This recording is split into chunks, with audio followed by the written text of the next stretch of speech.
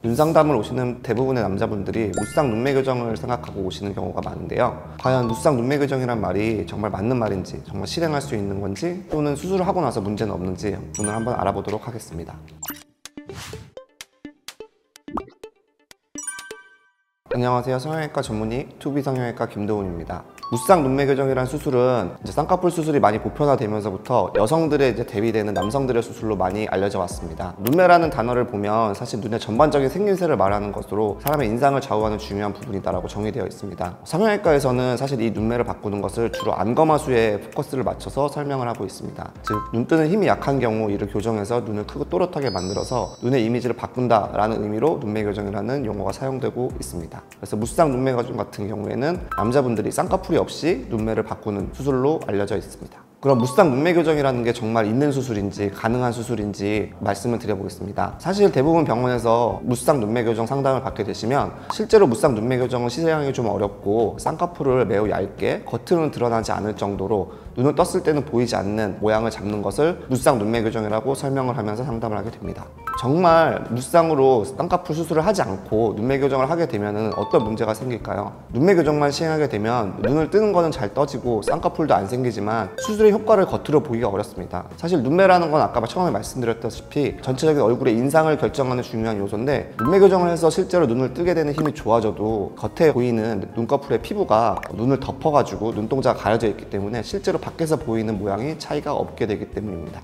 그래서 실제로 무쌍 눈매 교정을 시행하는 경우에는 가성 안검하수하고 진성 안검하수에 따라서 좀 차이가 달라질 수 있습니다. 가성 안검하수랑 진성 안검하수의 차이에 대해서 한번 설명을 드려보겠습니다. 가성 안검하수 같은 경우에는 내가 눈 뜨는 근육의 힘은 괜찮아서 눈이 실제 눈동자가 보이는 거는 괜찮게 보이는데 이 겉에 눈꺼풀 피부가 앞을 덮어가지고 남들이 봤을 때 내 눈동자가 안 보이는 겁니다. 이런 경우에 본인은 힘든 거를 좀 덜 느끼지만 남들이 봤을 때는 졸린 눈처럼 보이게 되는 경우고요. 진성 안검하수의 경우에는 저 속 쌍꺼풀이 있는 위치가 눈 위로 올라가지 않아서 정말 눈동자가 가려져 있기 때문에 내가 이렇게 턱을 들고 앞을 보거나 또는 이렇게 당겨서 노려보거나 또는 삼배간이 많이 생기는 경우가 많습니다. 그래서 가성 안검하수의 경우 무쌍 눈매 교정을 시행하시면 수술하고 정말 아무것도 없이 흉터만 갖게 되시는 경우가 많고요. 진성 안검하수의 경우에는 그래도 남들이 봤을 때 차이는 느낄 수 없지만 본인은 편하다고 느끼실 수는 있습니다. 그런 가성 안검하수인 분들에게 무쌍 눈매 교정의 효과를 보게 하기 위해서 아예 피부를 다 잘라버리는 경우가 있었는데요. 이런 경우는 나중에 눈을 감을 수 없게 되기 때문에 무쌍 눈매 교정의 부작용으로 분류가 되는 경우가 많습니다.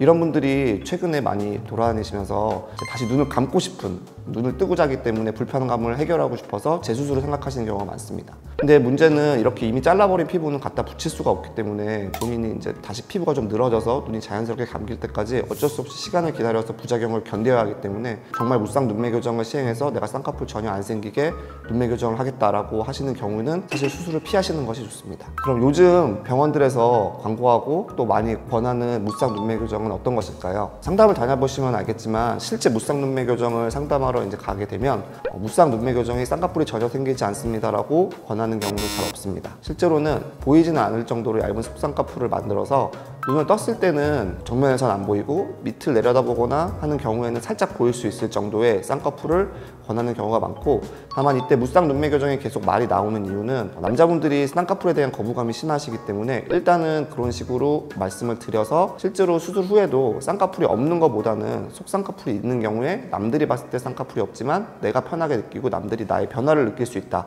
이렇게 권유를 무쌍 눈매 교정으로 하는 경우가 있습니다.